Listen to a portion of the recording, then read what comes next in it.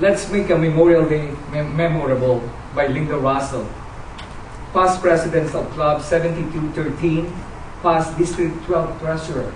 Linda?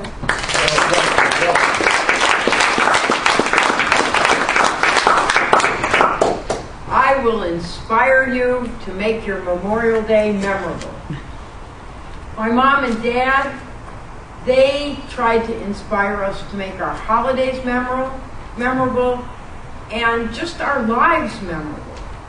And this speech is in memory of my dad, who is no longer with us, and my sister is going to take this speech and show it to my mother on her laptop via YouTube tomorrow.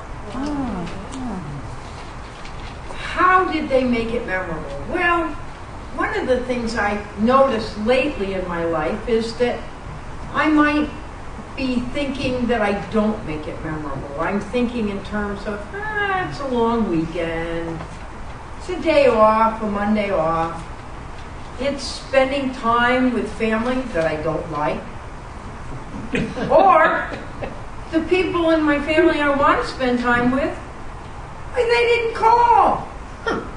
What's going on here? But we can make it memorable. What I chose to do the other day was to just sit down and to reminisce about what we would do on Memorial Day when I was a child, when I was a teenager. And I remembered that it was one of the most pleasant times that I ever spent with my father. We would plan, and it might be on Memorial Day itself, but it might be the Saturday or Sunday of Memorial Day weekend. He would tell me, be ready to go, we're going to go at 9 o'clock in the morning. And I guess he would have my mother buy flowers at the supermarket the day before. And we would then get in the car, and we would drive to the cemetery. Well, this was not just driving to a cemetery that was 3 blocks away. No. This cemetery was about 60 miles away, and it was over a mountain on a 2-lane highway. We went from Troy, New York to Berlin, New York. And Berlin, New York was where my father's family had come from, and they had a big plot in the cemetery, and many of them were buried there. And once or twice a year, we would drive over to the cemetery, always on Memorial Day weekend, and I believe the other one was Labor Day weekend. So my father and I would get in the car and we'd start driving. And this road was just a narrow 2-lane highway, and it was very wiggly. It curved around. There was a stream that ran along the left side of the road with lots of rocks and pebbles, and the waters would become waterfalls. It was just really nice. And also, this was upstate New York in the springtime. It was green. It was very, very green. It was lush. Remember how when the leaves come out on the trees, they're kind of a light green, almost a lime green? That's the color they were. And there were these trees, small trees, not real big, that would bloom with white flowers on them. And I would ask my father what they were, and he told me they were shadblow trees.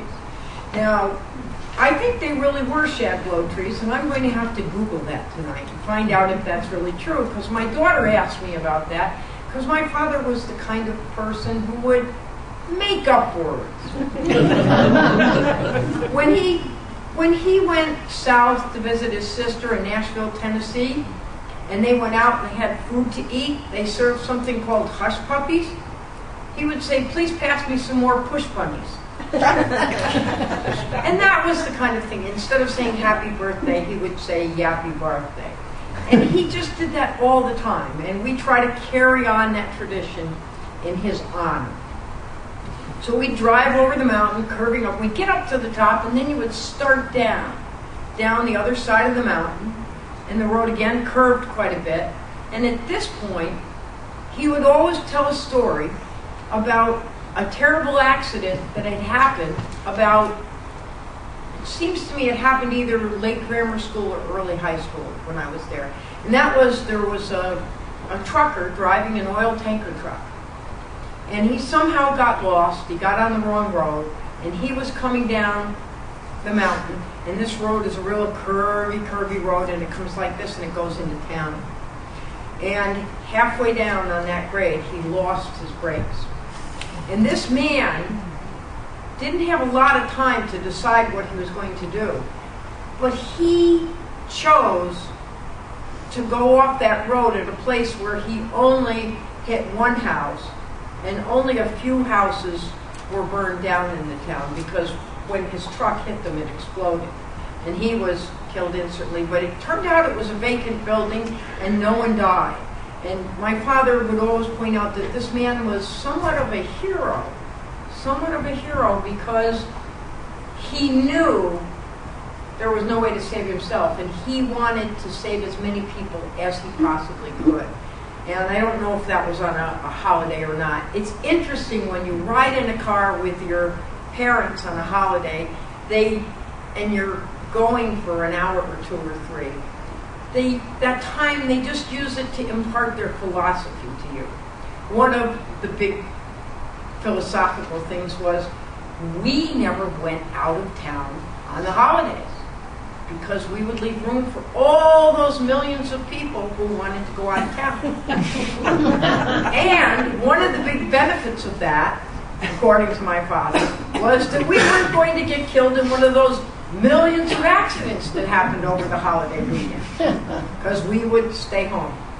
And I guess somehow it didn't count going over the mountain and down to the cemetery. So we arrive at the cemetery, and the last time we would have been there would have been Labor Day. So all the plants that we brought, the flowers we brought, would be dead. We'd clean that all up, we'd put the new flowers out, and my father would walk around to all the different gravestones and explain to us who the people were, what they did. I remember I had a Mike Russell, who was, I think, my great-great-grandfather, and he owned a grocery store during the Civil War. And so he was an entrepreneur. He was a business person. So I'm not surprised to find out that now I'm a business person as well. It was beautiful there. There were pine trees, there were maple trees. And then the other thing that I noticed is we weren't rushing that day. When we went, we would have as much time as we needed to do whatever we needed. It was peaceful, it was content. And it was a wonderful memory I have of my father. And I encourage you, I want to inspire and motivate you to think back to your childhood, or think back to when Memorial Day was memorable to you. What did your family do to make it memorable? And then maybe if you have time to spend with your mother or your father or an aunt or an uncle or someone else, a cousin, share with them and bring that joy back to them, because those are memories that can never be taken away.